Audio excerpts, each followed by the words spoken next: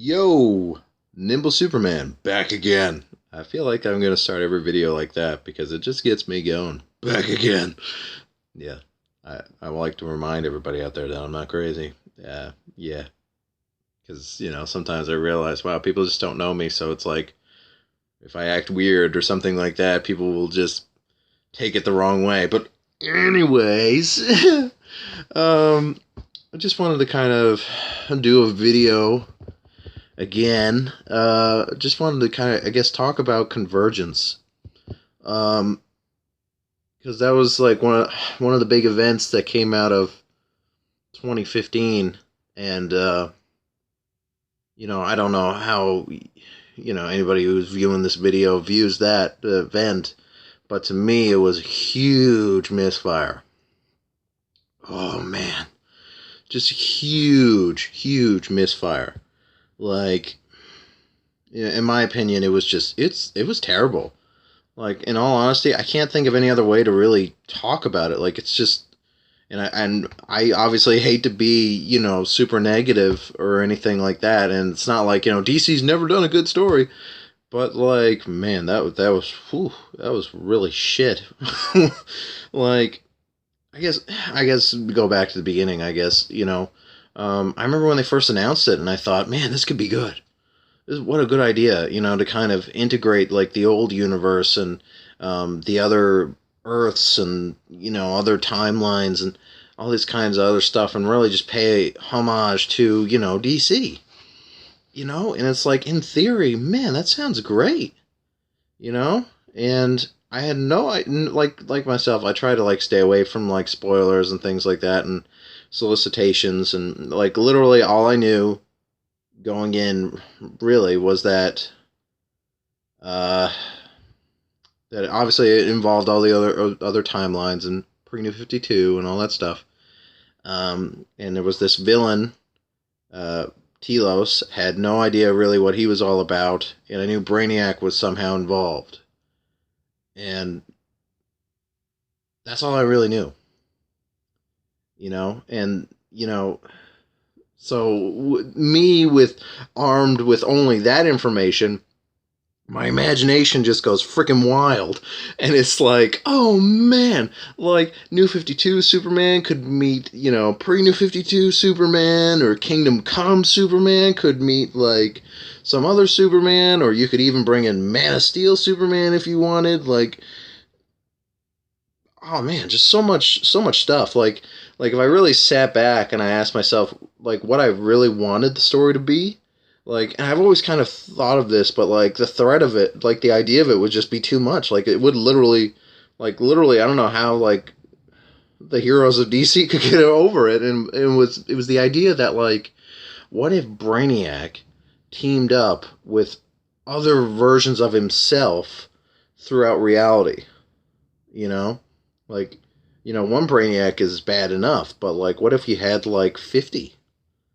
And it's like, because one thing I always felt about like smart villains is like a lot of the time it feels like they only lose because they're supposed to lose. It's like a lot of the time, yeah, man, like it's like Brainiac. Like, in all honesty, like when you think about it, it's like there's really not much reason Superman should beat that guy. Because like to me, Superman's just this guy from Kansas, who's got a good heart, and he's just, he's a strong guy, and he's just trying to do the right thing. He's not like Grant Morrison Superman, where he's like super smart and like trying to cure cancer or anything like that. Like, he's just a normal guy. I was gonna say kryptonite, but that's not right. But Brainiac can use like kryptonite. He's got like this. He's just, all he's got is imagination of like how to beat this guy. It's like, to me, Superman should be freaking nothing compared to Brainiac, but that's just my opinion. It's like, yeah, so like the idea of like 50 Brainiacs taking on, the DCU, that's an interesting idea. That's something that like even like the villains would have to be like, listen, we gotta think about this, like going against the heroes this time around. Like, but you can see that like, man, so much potential. So much potential for like what could have been, and then you get into the story, and it's Telos is this random dude that we don't have any kind of history with. He's just got this kind of generic backstory. A lot of the things you were hoping for, all the possibilities of what could have, like what characters could have met and that kind of thing, are just thrown out the window. Characters aren't written like as they were. Like, for example, you know, they were doing World's End and Future's End leading up to it, and it was this cool idea that, like, you know, World's End was going. There we go. World's End was going along, and then Future's End was going along, and then they were all going to meet, like, for Convergence. That was cool, you know, and like I think if I really had to say what was wrong with that series, hold on, I gotta like find the guy's name. Sorry about that. I just had to like Google it on my phone because I knew I wouldn't remember it. But it was Jeff King and Scott Lobdell. They were like the main writers. Now Dan Jurgens was there, I think briefly. I think he helped out with the first issue. And that's probably why that first issue was significantly better than the rest. But yeah, like, that first issue, it's just that possibility. Because, like, another thing, I totally forgot about this, but, like it was leading off of, like, the end of, like, the Superman Doomed arc. And, you know, spoilers, at the end of that, like, you know, Brainiac gets, I guess, trapped into the bleed, and it's kind of like, you know, that, like, space in between, you know, I guess, dimensions, I guess, and then he kind of sees all, like, the convergence thing happening and that kind of stuff, and as a fan, you looked at, because it's, like, the very last page, and as a fan, you looked at that and said, holy crap, like, this is gonna be freaking cool, and it doesn't turn into anything cool. Like, I can't even remember the bad guy. Like, it was just some random bad guy, and then because obviously there was other books, you know, and they were just kind of like, you know, how they were surviving during this kind of event. To me, it just felt very, very lazy and not as creative as not even close as being creative as it could have been. You know, you don't just bring back the possibility of, like, all of these characters and then just do something stupid, like, I don't even know, like they killed off, like, Earth 2 Thomas Wayne. That was dumb. Why? He was such a great part of that book, and, like, he didn't really need to die. Like, I hate deaths that just feel like we're only killing this person because something needs to happen. Something noteworthy needs to happen. Like, and then Dick Grayson from Earth 2 ended up becoming Batman, which was crazy. Didn't make any sense. Like, at all. Like, no sense.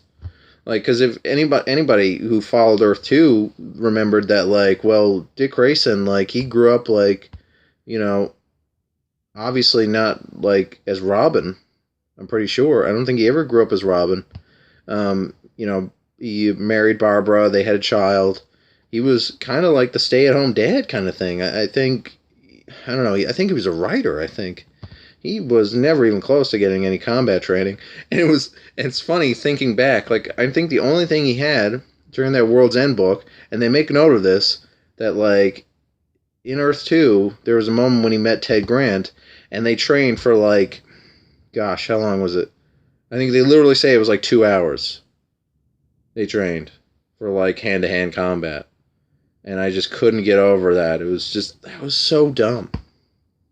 Just bad idea. Just really, really bad idea. You know? Gosh. Just, oh God, I hate it. I hate bringing up stuff that I hate, but it's like, it's gotta happen because, gosh, we gotta learn from this stupid crap. We gotta learn. Like, you know, the moment I knew this was all a recipe for disaster was, I think, that first issue with the whole Convergence thing. I think they had it as 0. Like, they started at 0, and then they went along kind of thing. And it was weekly. It came out every week for like 2 months. The first book, at least it looked good. Ethan Van Sciver, he came in, did the first issue. And it was exciting at the time because it was like, ooh, because again, referencing Doomed, anybody who read that Superman Doomed arc, Superman at the end of that is kind of lost for a while, and then he kind of comes back with a beard, and he doesn't know exactly what he's been doing, and you're kind of left there like, well, what the fuck was he doing? And that's where it picks up, and he's been lost for a while, and he ends up on this planet with I guess Telos kind of thing. So at first I had this initial excitement, and then Telos comes, and then you end up seeing all these different Brainiacs, and again that's what I thought it was gonna be. So I was like, holy shit, all these different Brainiacs. I mean, they weren't written like, again, the writer Jeff King and Scott Lobdell. I